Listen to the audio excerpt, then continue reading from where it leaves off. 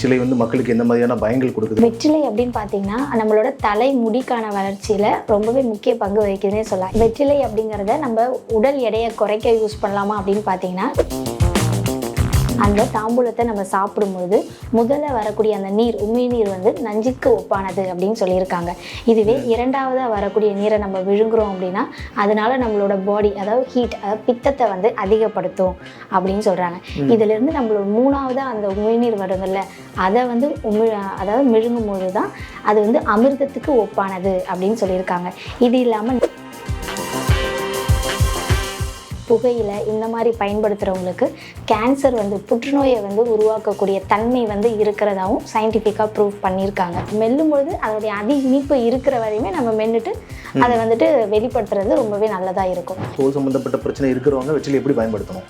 கண்டிப்பாக சார், தோல் சம்மந்தமான பிரச்சனைகளுக்கு வெற்றிலை வந்து ரொம்பவே உதவக்கூடியதான். இப்போ வந்து ஹேருக்கு வந்து சேரக்கூடிய ஆயில்களில் அதில் நிறைய வந்துட்டு மினரல்ஸ் இருக்குது. புற்றுநோயை வந்து தடுக்கிறதுக்காக ஒரு பொருள் வந்து நம்மளோட வெற்றிலையில் வந்து இருக்குது. தொடர்ந்து வெற்றிலை மிளகு சாப்பிட்டே வர்றாங்க, திரும்பி கொஞ்ச நாள் கழித்து டெஸ்ட் பண்ணால் அளவில் மாற்றம் ஏற்படுமா? அளவில் மாற்றம் ஏற்படும். அதாவது உடலில் வந்து எப்போதுமே ஒரு அரிப்பு வந்து இருந்துகிட்டே இருக்கும். அந்த அரிப்பு இது இல்லாமல் விஷக்கடிகள், அதாவது நமக்கு தெரியாமலே ஒரு பூச்சி கடிச்சிருச்சு, என்ன பூச்சின்னே எனக்கு தெரியல அப்படின்னு சொல்கிற பர்சன்ஸ் இருப்பாங்க. அவங்களுக்கு இந்த வெத்தலை மிளகு கஷாயம் அப்படிங்கிறது ரொம்பவே ஒரு முக்கியமான ஒன்று. சுரப்பு வந்து அதிகமாச்சு அப்படின்னா பால் வந்து கட்டிக்கக்கூடிய தன்மை வந்து இருக்குது. இந்த மாதிரி இருக்கவங்களுக்கு வீட்டிலேயே வந்துட்டு குழந்தைங்களுக்கு வந்து மாறு சளி பிடிச்சிருக்கு அப்படின்னு சொல்லுவாங்க. குழந்தைங்க எப்போ பார்த்தாலும் கருன்னு தூங்கும் பொழுதெல்லாம் சத்தம் கேட்குது அப்படின்னு சொல்லுவாங்க. அந்த மாதிரி குழந்தைங்களுக்கு மார்பு சளி பிடிச்சிருக்கு அப்படின்னாலே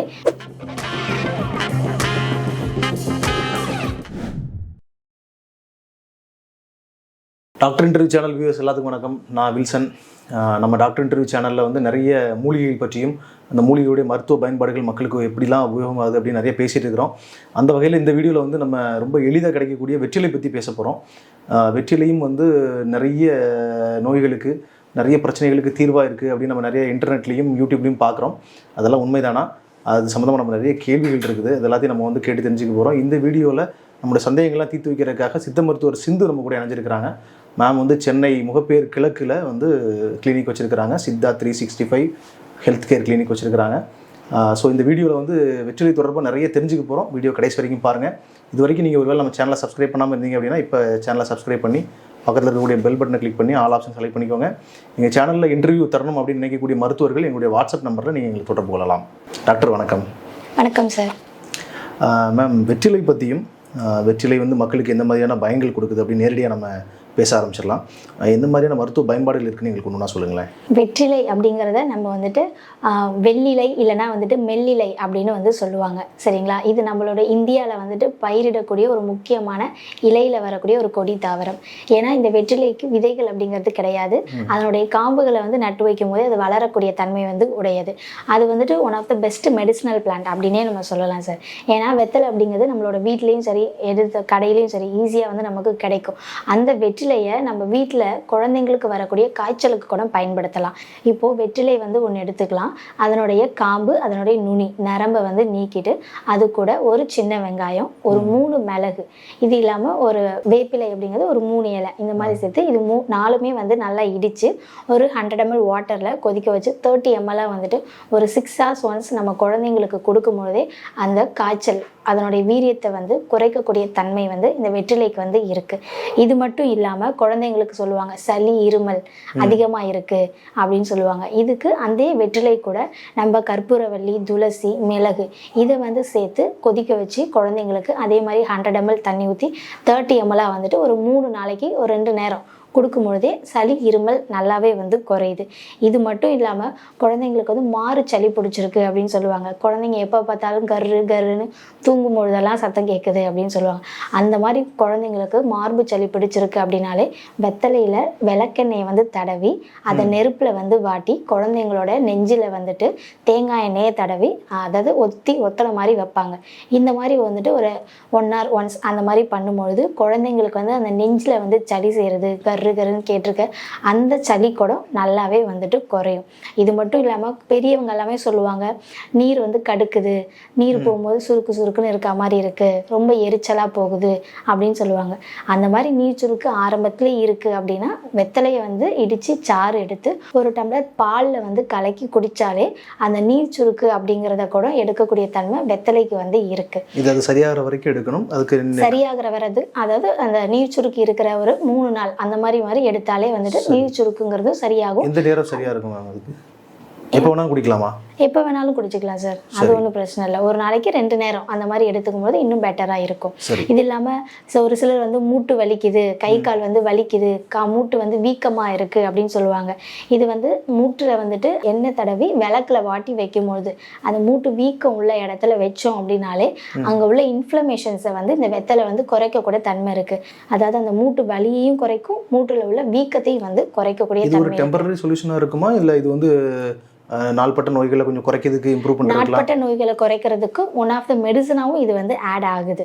டெம்பரவரியாக இப்போ வந்துட்டு ஒரு சிலர் வந்து கொஞ்சம் பெயினாக இருக்குது, ரொம்ப வீக்கமாக இருக்குது அப்படின்னு சொல்கிறவங்களும் இதை வந்துட்டு ஒரு டக்குன்னு ஒரு ரெமிடி மாதிரியுமே கண்டிப்பாக பண்ணி பார்க்கலாம். சரி, மாத்திரை போடுறது எவ்வளோ பெட்டர் இல்லையா? ஆமாம் சார். சரிம்மா, இப்போ வெத்திலையினால நிறைய பலங்கள் இருக்குது அப்படின்னு தெரிஞ்சாலும் வெத்திலையை சாப்பிட்றதுக்கான சரியான முறை எது? வெத்திலை போடணும் அப்படின்னாலே வெத்திலையோட பாக்கு, சுண்ணாம்பு, புகையிலை இதெல்லாம் சேர்த்துடுறாங்க மக்கள்.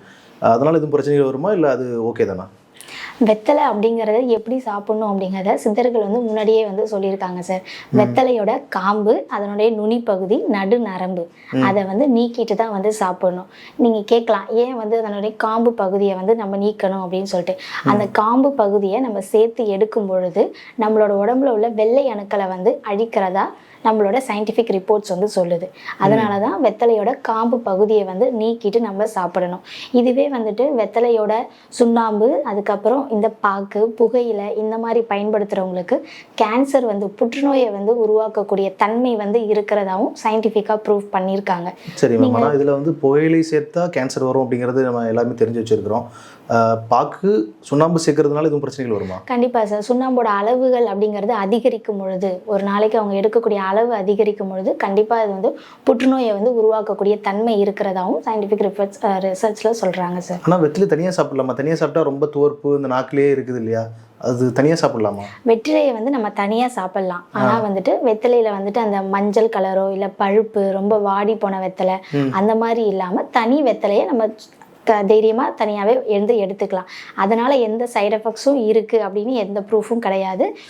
இதனால் எதுவும் புற்றுநோய் வந்து உருவாகுமா, கேன்சர் எதுவும் குரோத்தை உருவாக்குமா, அந்த மாதிரி பார்த்திங்கன்னா அந்த மாதிரி எதுவுமே வந்துட்டு ரிப்போர்ட்ஸ் எதுவுமே கிடையாது. அதனால் வெற்றிலையை வந்து நம்ம தனியாகவே தைரியமாக எடுத்துக்கலாம். மேம், சித்த மருத்துவத்தில் சித்தர்கள் வெற்றிலை பற்றி ஏதாவது தகவல்கள் சொல்லியிருக்கிறாங்களா குறிப்பாக? கண்டிப்பாக சார். வெற்றிலையை வந்துட்டு நம்ம எப்படி வந்து சாப்பிடணும் அப்படிங்கிறதே சித்தர்கள் வந்து ரொம்ப தெளிவாக சொல்லியிருக்காங்க. அதாவது வெற்றிலையை வந்து நம்ம தாம்பூலமாக வந்து சாப்பிடக்கூடிய பழக்கம் வந்து நம்மளோட நாட்டில், அதாவது நம்மளோட தமிழ்நாட்டிலையுமே அது இருக்குது. அந்த தாம்பூலத்தை நம்ம சாப்பிடும்பொழுது முதல்ல வரக்கூடிய அந்த நீர், உமிழ்நீர் வந்து நஞ்சுக்கு ஒப்பானது அப்படின்னு சொல்லியிருக்காங்க. இதுவே இரண்டாவதாக வரக்கூடிய நீரை நம்ம விழுங்குறோம் அப்படின்னா அதனால நம்மளோட பாடி, அதாவது ஹீட், அதாவது பித்தத்தை வந்து அதிகப்படுத்தும் அப்படின்னு சொல்கிறாங்க. இதிலிருந்து நம்மளோட மூணாவதாக அந்த உமிழ்நீர் வருதுல்ல, அதை வந்து அதாவது விழுங்கும் போது தான் அது வந்து அமிர்தத்துக்கு ஒப்பானது அப்படின்னு சொல்லியிருக்காங்க. இது இல்லாமல் நாலாவதாக வந்துட்டு வரக்கூடிய நீர் ரொம்ப அதி இனிப்பாக இருக்கும், ரொம்ப டேஸ்ட்டாக இருக்கும் அப்படின்னு சொல்லியிருக்காங்க. அஞ்சாவது ஆறாவதாக ஒரு நீர் வரும், அந்த உமிழ்நீரை வந்துட்டு நம்ம எடுத்துக்கிட்டோம் அப்படின்னா மந்தத்தை வந்து உண்டு பண்ணும். அப்படிலாம் நமக்கு வந்துட்டு பாண்டு, அதாவது அனிமியா வந்து கிரியேட் பண்ணக்கூடிய வாய்ப்பு இருக்குது அப்படின்னு சொல்கிறாங்க. அப்போது அந்த தாம்பூலத்தை நம்ம வந்து எந்த அளவுக்கு மெல்லணும், அதுலேருந்து எந்த அளவுக்கு நீரை வந்து நம்ம எடுத்துக்கணும், அதை அதிகப்படியாக 6வது 5வது நீருக்கு போனோன்னா நமக்கு நோய் வரும், அனிமியா வரும் அப்படிங்கிறத மிக தெளிவாக வந்துட்டு சித்தர்கள் வந்து சொல்லியிருக்காங்க. ஆனால் இதெல்லாம் நடைமுறையில் ரொம்ப கஷ்டம் இல்லை? நம்ம எத்தனாவது முறை இது பண்ணிட்டு இருக்கோம் அப்படின்னு கால்குலேட் பண்ணிலாம் யூஸ் பண்ண முடியாது. கண்டிப்பாக சார். அது மெல்லும்போது அதோடைய அதி இனிப்பு இருக்கிற வரையுமே நம்ம மென்னுட்டு அதை வந்துட்டு வெளிப்படுத்துறது ரொம்பவே நல்லதாக இருக்கும்.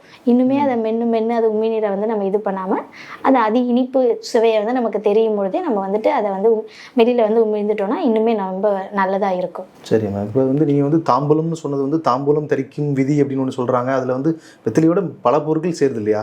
அது மட்டுமா, இல்லை நார்மலாக வெத்தலை போடுறவங்களே முதல் 2 முறை வெளியே துப்பிடுறது, அப்புறம் ரொம்ப இனிப்பாக வரும்பொழுது திரும்ப கடைசியில் இருக்கிறதையும் வெளியே துப்பிடுறதை மெயின்டைன் பண்ணணுமா? அந்த மாதிரிலாம் இல்லை சார். தாம்பூலம் அப்படிங்கிறதுல காமனாக வந்துட்டு பார்த்தீங்கன்னா அந்த காலத்துலேருந்து காய்ச்சி கட்டி அப்படிங்கிறது சேர்ப்பாங்க. இது இல்லாமல் சுக்கு, கிராம்புனுடைய அந்த நுனி முக்கு அதை வந்துட்டு நீக்கிட்டு அதில் வந்து சேர்த்துப்பாங்க.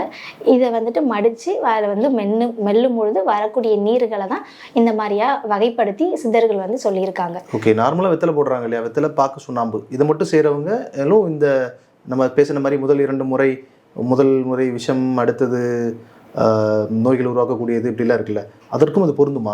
ஆமாம் சார், கண்டிப்பாக பொருந்தும். ஏன்னா வந்துட்டு பாக்கு, சுண்ணாம்பு அப்படிங்கிறதோட பாக்கிலே வந்து நிறைய வகைகள் இருக்குது. எந்த மாதிரியான பாக்கை வந்து பயன்படுத்தணும்னு சொல்லியிருக்காங்க, களிப்பாக்கு அல்லது கொட்டைப்பாக்கு இந்த மாதிரியான வகைகளை தான் பயன்படுத்தணும்னு சொல்லியிருக்காங்க. இந்த மாதிரி ப்ராப்பராக நம்ம பண்ணும்பொழுது இந்த விதிகளை வந்துட்டு ஃபாலோ பண்ணுறது பெட்டராக இருக்கும். அப்படி இல்லை ஒரு சிலர் வந்துட்டு வேறு மாதிரியான பாக்குகளையும் பயன்படுத்தி அது வேறு விதமாக இப்போ போய்கிட்டு இருக்குது. அதுக்கேற்ற மாதிரியான நம்ம வந்துட்டு அவாய்ட் பண்ணிக்கிறது பெட்டராக இருக்கும். மேம், இது தவிர வெற்றிலை பற்றி நாங்கள் படிக்கும் பொழுது பலவிதமான பலன்கள் வந்து இன்டர்நெட்டில், யூடியூப்பில் பேசப்பட்டிருக்குது, பார்க்க முடியுது. அதெல்லாம் உண்மைதானா அப்படின்னு உறுதிப்படுத்திக்கிறதுக்காக நான் உங்ககிட்ட ஒவ்வொரு தகவலாக கேட்குறேன். அது சம்மந்தமான தகவல்கள் சொல்ல முடியுமா? கண்டிப்பாக சார். ஓகே, குறிப்பாக வந்து வெற்றிலை அப்படின்னாலே வந்து தோல் சம்மந்தப்பட்ட பிரச்சனைகளை தீர்க்க பயன்படுது அப்படின்னு சொல்லப்பட்டிருக்குது. அது உண்மைதானா? தோல் சம்மந்தப்பட்ட பிரச்சனை இருக்கிறவங்க வெற்றிலை எப்படி பயன்படுத்தணும்? கண்டிப்பாக சார். தோல் சம்மந்தமான பிரச்சனைகளுக்கு வெற்றிலை வந்து ரொம்பவே உதவக்கூடியதான். இப்போ வந்து நம்ம தோலில் வந்துட்டு வரக்கூடிய கட்டி இல்லை கொப்பளம், புண்ணு அந்த மாதிரி உள்ளதுக்கு வெற்றிலையை வந்துட்டு நல்ல அனலில் வந்து வாட்டி அதில் வச்சு கட்டிட்டு நம்ம நைட்டு படுக்கிறோம் அப்படின்னாலே அந்த கட்டி வந்து பழுக்கக்கூடிய தன்மையை வந்து வருது. அப்போ கட்டி வந்து பழுக்கும் பொழுது அடுத்த நாள் திருப்பி வச்சு கட்டும்போது அந்த கட்டி பழுத்து உடஞ்சி வெளியில் வருது. அதில் உள்ள அந்த பாக்டீரியா, வைரஸ் எல்லாமே வந்துட்டு அழிக்கக்கூடிய தன்மையும் வெற்றிலைக்கு வந்து இருக்கு. ரொம்ப மிதமான சூடு இருக்கணும், மிதமான சூடுல ஆமா, மிதமான சூடுல வச்சு கட்டுற மாதிரி இருக்கும். இது மட்டும் இல்லாம நம்ம தீப்பட்ட புண்ணு, கொதிக்கிற நீர் பொருட்கள் அந்த மாதிரி நம்ம உடம்புல வந்து படும்போது உடனே அது கொப்பளத்தை வந்து ஏற்படுத்தும். இந்த மாதிரி வராமல் தடுக்கிறதுக்கு வெற்றிலையில தேன் மட்டும் தடவி நம்ம அந்த இடத்துல வச்சு கட்டணும் அப்படின்னாலே கொப்பளமும் எழும்பாது. தீப்பட்ட புண்ணா இருந்தாலுமே அது சீக்கிரமாக வந்து ஆறுறதுக்கு நிறைய வாய்ப்புகள் இருக்கு. நம்ம அடுத்து வந்து இந்த தலைமுடி வந்து கொட்டாமல் இருக்கிறதுக்கு, தலைமுடி அதிகமாக வளர்றதுக்கு வெற்றிலை பயன்படுது அப்படின்னு சொல்றாங்க. அது உண்மைதானா? வெற்றிலை அப்படின்னு பார்த்தீங்கன்னா நம்மளோட தலைமுடிக்கான வளர்ச்சியில் ரொம்பவே முக்கிய பங்கு வகிக்குதுன்னே சொல்லலாம். ஏன்னா வெற்றிலையில் விட்டமின் ஏ, சி, அதுக்கப்புறம் அயன், மினரல்ஸ் நிறையவே வந்துட்டு இருக்குது. இது சம்மந்தமாக அதாவது வெற்றிலை வந்து சேரக்கூடிய அந்த தைலங்களை வந்து நம்ம தலையில் தேய்க்கும் பொழுது தலையில் ரத்த ஓட்டத்தை அதிகப்படுத்துது.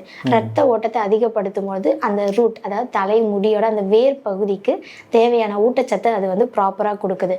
இது மட்டும் இல்லாமல் அதில் anti bacterial and anti fungal agents வந்து இருக்குது. ஸோ ஒரு பர்சன்ஸ்க்கு வந்து பொடுகு, அதனால் வந்து தலையில் அரிப்பு, எரிச்சல் இந்த மாதிரி உள்ள பர்சன்ஸ்க்கு வெற்றிலை வந்துட்டு ஒன் ஆஃப் த பெஸ்ட் ரெமிடிஸாக இருக்குது சார். என்னோட பேஷண்ட்ஸ் வரவங்க பொடுகு தொல்லையோடு வருவாங்க, அவங்களுக்கு நான் இதை மட்டும்தான் சொல்லுவேன். வாரத்தில் 2 நாள் தலையில் தேய்ச்சி குளிக்க சொல்லுவேன். வெற்றிலை சேர்ந்த தைலம் சொன்னீங்க இல்லையா, அப்படி அது என்ன தைலம்? அது வெற்றிலை வந்துட்டு சேரக்கூடிய தைலங்கள் நிறையவே இருக்குது சார். ஒன் ஆஃப் த ஹேருக்கு வந்து சேரக்கூடிய ஆயில்களில் அதில் நிறைய வந்துட்டு மினரல்ஸ் இருக்குது. சித்த மருத்துவத்துலன்னு இல்லை, அதாவது எல்லாத்துலேயுமே ஒன் ஆஃப் த இதில் வந்துட்டு வெற்றிலையோட ஆயில் சேர்க்குறாங்க. அது அரோமேட்டிக் ஆயில் அப்படிங்கிற மாதிரி நறுமணத்துக்காக அந்த வெற்றிலை ஆயிலை வந்து சேர்க்குறாங்க. என்கிட்ட வரக்கூடிய பொடுகு தொல்லை அப்படின்னு சொல்லிட்டு பேஷண்ட்ஸ் வந்து வருவாங்க. அவங்களுக்கு பெஸ்ட்டாக நான் இதை மட்டும்தான் சொல்லுவேன். வாரத்தில் 2 நாள் தலையில் தேய்ச்சி குளிக்க சொல்லுவேன் சார். இதுலேயும் வெத்தலை வந்து சேருது. வெற்றிலை இலை வந்து 4 எடுத்துக்க சொல்லுவேன். அதனுடைய காம்பு, நரம்பு அதை வந்து நீக்கிட்டு செம்பருத்தி இலை 4, இதை வந்து தேங்காய் எண்ணெய் அப்படி இல்லைன்னா நல்லெண்ணெயில் வந்து காய்ச்சி வச்சுக்கணும். அதாவது ஒரு அரை சூடில் வந்து நல்லா காய்ச்சி அதை ஃபில்டர் பண்ணி அந்த ஆயிலை வந்து வச்சுக்கணும்.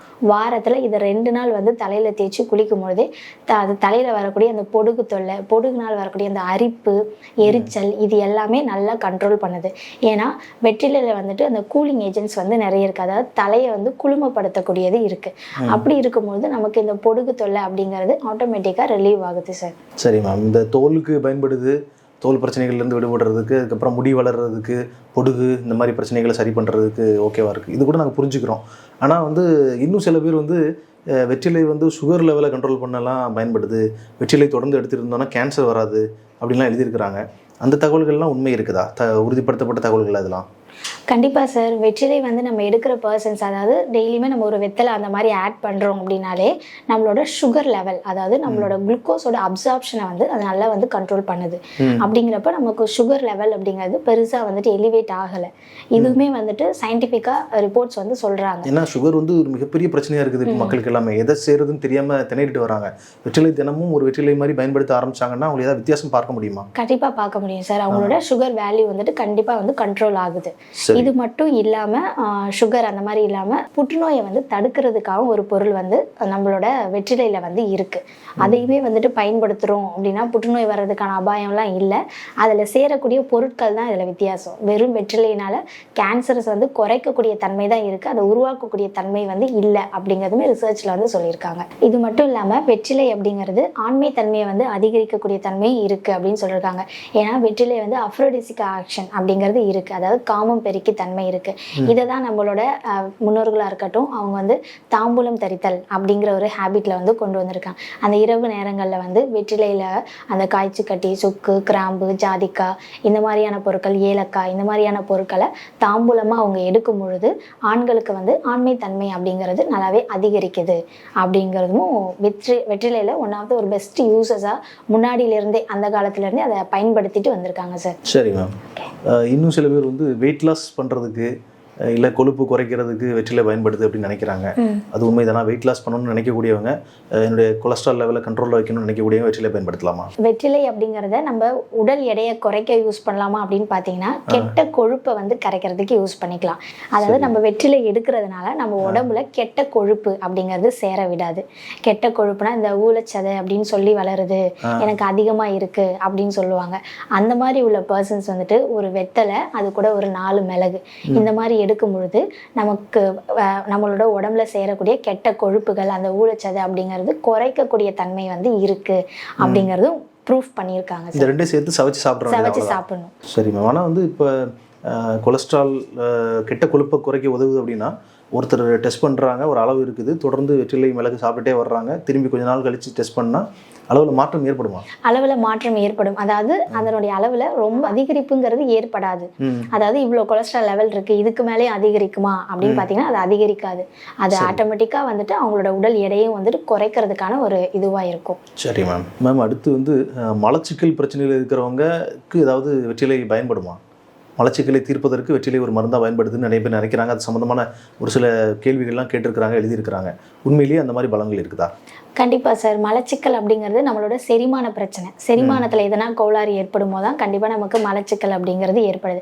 இந்த வெற்றிலை சாப்பிடும்போது நம்மளோட டைஜஷன் ஜூஸை வந்து அதை அதிகப்படுத்தும் போது ஆட்டோமேட்டிக்காக நமக்கு வந்துட்டு டைஜஷனுங்கிறது ப்ராப்பராக இருக்கும், மலச்சிக்கலுங்கிறது தடுக்கும். இது இல்லாமல் ஒரு சிலர் வந்துட்டு வயிற்றுல வந்து வாயு சேர்ந்த மாதிரி இருக்குது, வயிறு வந்து உப்பசமாக இருக்குது, வயிறு வலி இருக்குது, ரொம்ப டைஜஷன் செரிக்கவே மாட்டுது, அந்த மாதிரி உள்ள பர்சன்ஸ் வந்துட்டு வெத்தலை, அதுக்கப்புறம் பூண்டு, இஞ்சி, மிளகு இந்த மாதிரியான 4 ஐட்டமும் சேர்ந்து தண்ணி வச்சு, அதாவது ஒரு 100 ml வாட்டரில் கொதிக்க வச்சு எடுக்கிறாங்க அப்படின்னாலுமே மலச்சிக்கலும் தீரும், இந்த வயிறு வந்து பொறுமலாக இருக்கிறது, அஜீர்ணம் இந்த மாதிரியான பிரச்சனைகளுமே நல்லாவே வந்து தீரும். இது மட்டும் இல்லாமல் வெத்தலையை வந்துட்டு, அதாவது வெத்தலை மிளகு கஷாயம் அப்படின்னு சொல்லுவாங்க சார். இப்போது ஒரு சிலர் எனக்கு தொட்டாலே வந்துட்டு தடிப்பாக இருக்குது, லைட்டாக சொரிஞ்சு பார்த்தாலே வந்துட்டு உடம்பு வந்து தடிச்சு சிவப்பாக தடிக்குது அப்படின்னு சொல்லுவாங்க. ஒரு சிலர் வந்து பார்த்திங்கன்னா இந்த பயிறு, சொனை இந்த மாதிரி இடத்துல வந்து வேலை செய்கிறவங்களுக்கு உடலில் வந்து எப்போதுமே ஒரு அரிப்பு வந்து இருந்துகிட்டே இருக்கும். அந்த அரிப்பு, இது இல்லாமல் விஷக்கடிகள், அதாவது நமக்கு தெரியாமலே ஒரு பூச்சி கடிச்சிருச்சு, என்ன பூச்சின்னே எனக்கு தெரியல அப்படின்னு சொல்கிற பர்சன்ஸ் இருப்பாங்க. அவங்களுக்கு இந்த வெத்தலை மிளகு கஷாயம் அப்படிங்கிறது ரொம்பவே ஒரு முக்கியமான ஒன்று. அதாவது வெற்றிலையோட காம்பு, நுனி எல்லாமே நீக்கிட்டு ஒரு 4 மிளகு அதில் சேர்த்து இடித்து 100 ml வாட்டரில் ஒரு 30 ml வந்துட்டு கொதிக்க வச்சு சாப்பிட்டாலும் சரி, அப்படி இல்லைன்னா அந்த வெத்தலையும் மிளகையும் சேர்த்து சவைச்சு அவங்க அந்த உமி நீரை வந்துட்டு முழுங்கினாலுமே சரி, அந்த விஷக்கடிகளுக்கான அந்த நஞ்சும் வந்து முறியும். இந்த மாதிரியான காணாக்கடி, இந்த பயிறு, சொனை இதனால் வரக்கூடிய அரிப்புமே வந்துட்டு நல்லாவே வந்துட்டு குறையுது சார். சரி மேம். இன்னும் ஒரு கேள்வி. குழந்தை பெற்ற பெண்கள் வந்து குழந்தைக்கு தாய்ப்பால் கொடுக்கறதுக்கு, தாய்ப்பாலோட அளவு அதிகப்படுத்துறதுக்கும் வெற்றிலை பயன்படுத்தப்படுது அப்படின்னு சொல்கிறாங்க. அது உண்மையிலே அப்படி இருக்குதா? அப்படின்னா எப்படி பயன்படுத்தணும்? ஆமாம் சார், அந்த காலத்திலிருந்தே வந்துட்டு பெண்கள் வந்து பால் கொடுக்குறாங்க அப்படின்னாலே வந்து ஒன்று பாலோட சுரப்பு அதிகப்படுத்தும். சுரப்பு வந்து அதிகமாச்சு அப்படின்னா பால் வந்து கட்டிக்கக்கூடிய தன்மை வந்து இருக்குது. இந்த மாதிரி இருக்கவங்களுக்கு வீட்டிலேயே வந்துட்டு ஒரு வைத்தியம் மாதிரியுமே பண்ணுவாங்க. அதாவது அந்த வெற்றிலையில் வந்து விளக்கெண்ணெயை வந்து தடவி அதை நெருப்பில் வந்து வாட்டி அந்த மார்பின் மீது அவங்க வந்து பற்று மாதிரி போட்டு வருவாங்க. அப்படி போடும்போது அந்த பால் கட்டிகளாக இருக்கட்டும் அதுவுமே கரையக்கூடிய தன்மை இருக்கும். இது இல்லாமல் அங்கே வந்துட்டு பால் சுரப்பையும் வந்துட்டு அதிகப்படுத்தக்கூடிய தன்மையும் அந்த வெற்றிலைக்கு வந்து இருக்கு சார். சுரப்பு அதிகப்படுத்தினா சாப்பிட வேண்டியது இல்லையா? சாப்பிட வேண்டியதில்லை, எக்ஸ்டர்னலாகவே வந்துட்டு அவங்க அப்ளை பண்ணிக்கலாம். மேம், இறுதியாக ஒரு கேள்வி. இப்போ வந்து எனக்கு எந்த பிரச்சனையுமே இல்லை, நான் நல்லா இருக்கிறேன், ஆனாலும் வெற்றிலை பயன்படுத்துன்னு நினைக்கிறேன், அப்படி நினைக்கக்கூடியவங்க வெற்றிலை தொடர்ந்து பயன்படுத்தலாமா? கண்டிப்பாக பயன்படுத்தலாம் சார். எந்த பிரச்சனையும் இல்லைனாலுமே வெற்றிலை வந்து நம்ம தொடர்ந்து எடுத்துக்கலாம். தனியாக ஒரு வெற்றிலை வந்து தொடர்ந்து எடுத்துக்கலாம். அதனால் எந்த சைடு எஃபெக்ட்ஸுமே கிடையாது. சரிங்களா? நார்மலாக உள்ள பர்சன்ஸ் வந்து வெற்றிலை எடுத்துக்கிறனாலும் சவைச்சு சாப்பிட்றது இது பண்ணலாம். ஆனால் அது சாப்பிட்ற முறைகள் இருக்குது. காம்பு அதோட நுனி எல்லாமே நீக்கிட்டு அதை நடு நரம்பையும் நீக்கிட்டு அதை சுத்தப்படுத்தி சாப்பிட்றது இன்னுமே நல்லா இருக்கும். நம்ம முதல் உமிழ்நீர், ரெண்டாவது உமிழ்நீர் தவிர்க்கணும், கடைசியில் இருக்கிறதையும் தவிர்க்கணும். சரி மேம், ரொம்ப நன்றி. வெற்றிலை சம்பந்தமாக நிறைய தகவல்களை எங்களுக்கு அள்ளி வழங்கியிருக்கிறீங்க. ரொம்ப நன்றி. மக்களுக்கு ரொம்ப உபயோகம் வரும்னு நினைக்கிறேன். நம்ம இன்னொரு வீடியோவில் சந்திக்கலாம். கண்டிப்பாக சார். தேங்க்யூ. இந்த வீடியோ கடைசி வரைக்கும் பார்த்து நம்ம சேனல் வியூஸ் எல்லாத்துக்கும் ரொம்ப ரொம்ப நன்றி. இந்த வீடியோவில் வந்து நம்ம மக்களுக்கு தெரியாத ஒரு முக்கியமான விஷயத்தை பேசியிருக்கிறோம். வெற்றிலையுடைய பயன்பாடுகள் நம்ம ரெகுலராக பேசக்கூடியதான், மூலிகையுடைய பயன்பாடுகள். இருந்தாலும் இந்த வெற்றிலை பயன்படுத்தும் பொழுது அதில் என்னென்ன தவறுகள் நம்ம மக்கள் செஞ்சுட்டு இருக்கிறாங்க, எது செய்யணும் செய்யக்கூடாது அப்படிங்கிறத பற்றி மேம் நிறைய சொல்லியிருக்கிறாங்க. அதனால் இந்த வீடியோ வந்து நீங்கள் நமக்கு வேண்டிய எல்லா மக்களுக்கும் போய் சேர்கிற மாதிரி, குறிப்பாக வெற்றிலை பயன்படுத்தக்கூடியவங்க எல்லாத்துக்கும் சேர்கிற மாதிரி இந்த வீடியோ வந்து ஷேர் பண்ணுங்கள். வீடியோ பிடிச்சிருந்துச்சு அப்படின்னா வீடியோ லைக் பண்ணிடுங்க. உங்கள் கருத்துக்கள் எதுவாக இருந்தாலும் நீங்கள் கமெண்ட்டில் எழுதுங்க. நீங்கள் கமெண்ட்டில் எழுதால் மட்டும்தான் நீங்கள் என்ன நினைக்கிறீங்க அப்படிங்கிறது புரியும். அதனால் உங்களுக்கு கேள்விகள், சந்தேகங்கள், அப்ரிஷியேஷன்ஸ் இல்லை வேறு ஏதாவது நாங்கள் இம்ப்ரூவ் பண்ணணும் அப்படின்னு நீங்கள் நினச்சாலும் அது எல்லாத்தையும் கமெண்ட்டில் எழுதுங்க. நான் இன்னொரு நல்ல வீடியோவில் உங்களை திரும்பவும் சந்திக்கிறேன். அது வரைக்கும் உங்களிடம் வந்து விடைபெறுவது உங்கள் வில்சன். நன்றி, வணக்கம்.